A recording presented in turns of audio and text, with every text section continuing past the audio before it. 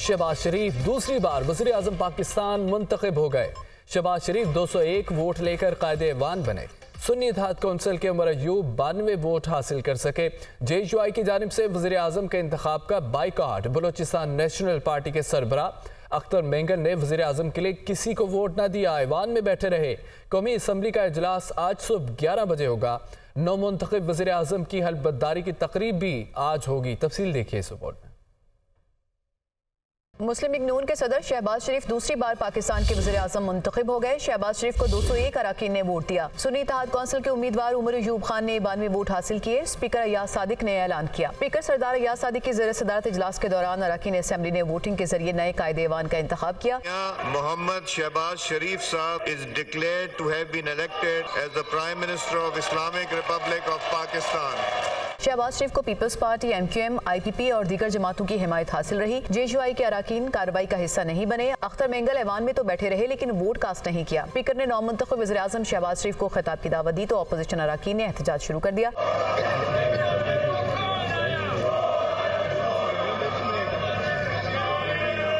हुकूमती अराकीन ने भी जवाबी नारेबाजी की। सुन्नी इत्तेहाद कौंसिल के मेंबरान की जानिब से शदीद एहतजाज हुआ। हाथों में बैनर्स उठाकर स्पीकर डाइस का घेराव करते हुए बानी PTI के हक में नारेबाजी की। नौ मुंतखब रुकने असेंबली जाम कमाल ने भी हल्फ उठा लिया। स्पीकर सरदार अयाज सादिक ने उनसे हल्फ लिया। नौ मुंतखब वज़ीर आज़म शहबाज शरीफ का असम्बली से अपने पहले खिताब में कहना था कि इस वक्त मुल्क को सबसे बड़ा चैलेंज मुईशत की खस्ता हाली है। उनका कहना था कि बजट में कुल महसूलात का हजम 12,300 अरब है, जिसमें NFC अवार्ड के तहत सूबों को तकसीम के बाद विफाक के हिस्से 7,300 अरब बचते हैं और विफाक को कर्जों की सूद की अदायगी की मद में 8,000 अरब अदा करना होंगे। इन हालात में तरक्याती कामों के लिए फंड्स मुख्तस करना दूर की बात है। अफवाज पाकिस्तान और विफाकी सरकारी मुलाजमीन की तनख्वाहें अदा करना भी नामुमकिन है। इस दौरानिए में जो कुल महसूलात का अंदाजा है वो 12,300 अरब रुपए सूबों को NFC अवार्ड की तहत तकसीम के बाद जो 7,300 अरब बचते हैं उसमें सूद की अदायगी 8,000 अरब है। 700 अरब रुपए का खसारा डे 1 से हो तो फिर तरक्याती मंसूबों का पैसा कहां से आएगा?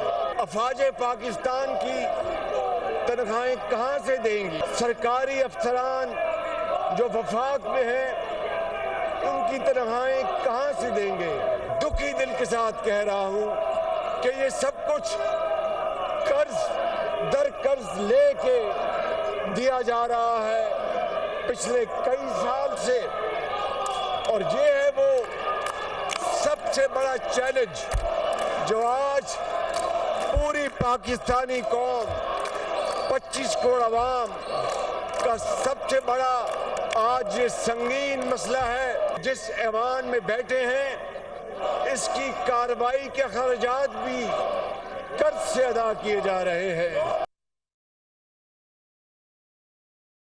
वज़ीर आज़म ने असम्बली में तकरीर के दौरान पुलिस ऑफिसर शहरबानों को खिराज तहसीन पेश किया। उन्होंने कहा कि जिस तरह बहादुर खातून पुलिस ऑफिसर ने एक खातून को बचाया वो एक मिसाल है। शहबाज शरीफ ने कहा है कि ख़वातीन को हरासा किया जाना किसी सूरत भी कबूल नहीं।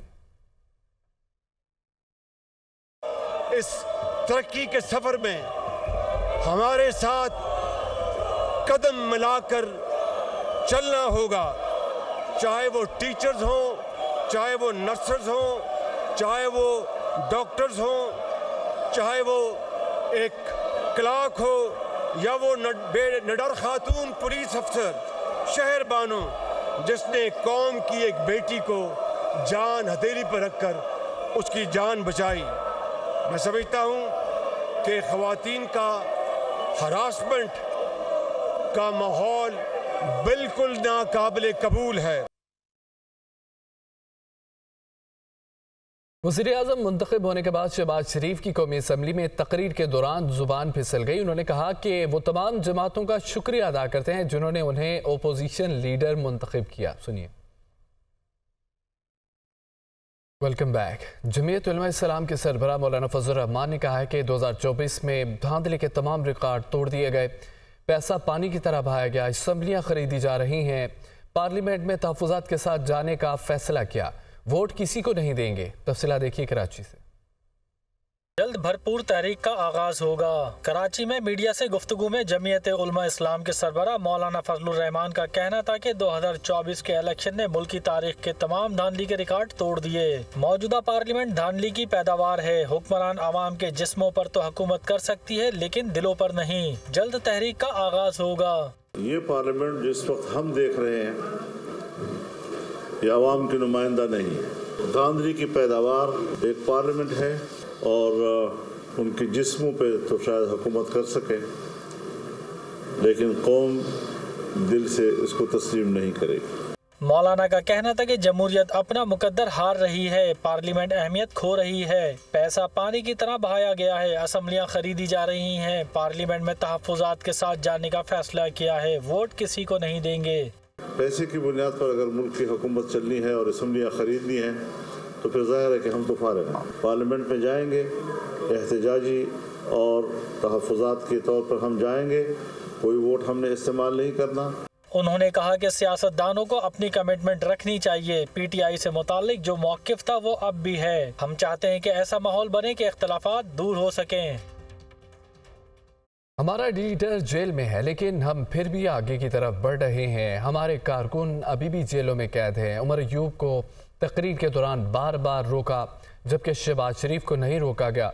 रहनुमा पीटीआई बैरिस्टर गौहर उमर अयूब के हमरा पार्लियामेंट हाउस के बाहर मीडिया से गुफ्तगू कर रहे थे। हम डेमोक्रेटिक प्रोसेस में पार्टिसिपेट कर रहे हैं, इसके भी बावजूद कि हमारी वो बहनें अभी तक जेलों में हैं, हमारा लीडर जेल में है जिसको जेल में होना ही नहीं चाहिए, फिर भी हम आगे की तरफ बढ़ रहे हैं। आज स्पीच हो गई, मेरा ये ख्याल था शायद स्पीच के बाद हमें इस प्रेस कॉन्फ्रेंस की ज़रूरत भी ना होती, लेकिन 1 घंटा स्पीच की है तकरीबन शहबाज शरीफ ने जिसको लाइव दिखाया गया। 2 घंटे स्पीच की है उमर साहब ने जिसमें कई जगहों पे ब्लैकआउट किया गया। हमारी स्ट्रांग रिजर्वेशंस है इस पे और शदीद तहफ़्फ़ुज़ात का इजहार करते हैं। मुस्लिम लीग नून के रहनुमा मरियम औरंगज़ेब का कहना है कि 9 मई वालों ने पार्लियामान के अंदर और पार्लियामान पर हमला किया। ये जितनी मर्जी बदतमीजी और हंगामा आराई कर ले, हम अपना काम जारी रखेंगे। पार्लियामेंट हाउस के बाहर मीडिया से गुफ्तगू में उन्होंने मजीद कहा कि क्या खैबर पख्तूनख्वा में धांधली नहीं हुई जहां ये जीते हैं। आपने देखा कि आज 2013 का रवैया, वो जहनियत कि पाकिस्तान जिस वक्त भी सियासी इस्तेहकाम की तरफ जा रहा हो, माशी इस्तेहकाम की तरफ जा रहा हो, वो जहनियत मुल्क पर मुसल्लत होने की कोशिश करती रहती है। उसका ये प्रोजेक्ट जारी रहता है। आज फिर ये जो 9 मई वाले हैं ये पार्लियामान में पहुंच गए हैं। पहले पार्लियामेंट पे हमला बार से किया था, पीटीवी पर हमला बार से किया था, आज पार्लियामान के अंदर आकर पार्लियामान पर हमला आवर है। और जो हंगामा, जो बदतमीजी, एहतजाज का तरीका पूरी दुनिया में होता है, पूरी दुनिया में पार्लियामान का एहतजाज का तरीका होता है। गालम गलोच, गंदी गुफ्तगू, बदतहजीबी, बदतमीजी, और वो क्यों? क्योंकि तकलीफ आज भी ये है कि कहीं मुल्क तरक्की ना कर जाए। मुल्क का नया सदर कौन होगा? इंतखाबी मैदान 9 मार्च को सजेगा। आसिफ अली जरदारी, महमूद खान अचकजई और दीगर 3 आज़ाद उम्मीदवारों ने कागजात नामजदगी जमा करा दिए। सदारती उम्मीदवारों के कागजात नामजदगी की स्क्रूटनी आज होगी। इस्लामाबाद से रिपोर्ट देखिए। सदारती इंतखाब का मरहला भी शुरू। आसिफ जरदारी, महमूद खान अचकजई और दीगर 3 उम्मीदवारों ने कागजात नामजदगी जमा करवा दिए। मुल्क के नए सदर का इंतखाब पीपल्स पार्टी और इत्तेहादी जमातों के उम्मीदवार आसिफ अली जरदारी के कागजात नामजदगी वजीर आला सिंध मुराद अली शाह ने सिंध हाई कोर्ट में जमा करवाए। बिलावल भुट्टो आसिफ अली जरदारी के तजवीज़ कुनिंदा और फारूक एच नाइक तायीद कुनिंदा हैं। आसिफ अली जरदारी की तरफ से 2 कागजात नामजदगी जमा कराए गए हैं। दूसरी जानिब सुन्नी इत्तेहाद कौंसिल के हिमायत याफ्ता सदारती उम्मीदवार महमूद खान अचकजई के भी 2 कागजात नामजदगी जमा करवा दिए गए। लतीफ खोसा, आमिर डोगर और उमर अयूब ने इस्लामाबाद हाई कोर्ट में कागजात नामजदगी जमा करवाए। उम्मीदवार 5 मार्च को कागजात नामजदगी वापस ले सकेंगे। उसी रोज उम्मीदवारों की हतमी फहरिस्त भी जारी की जाएगी। सदर के इंतखाब के लिए सेनेट, कौमी और सूबाई असम्बलियों में 9 मार्च को बैक वक्त पोलिंग होगी। वोटिंग का अमल सुबह 10 बजे से 4 बजे तक जारी रहेगा।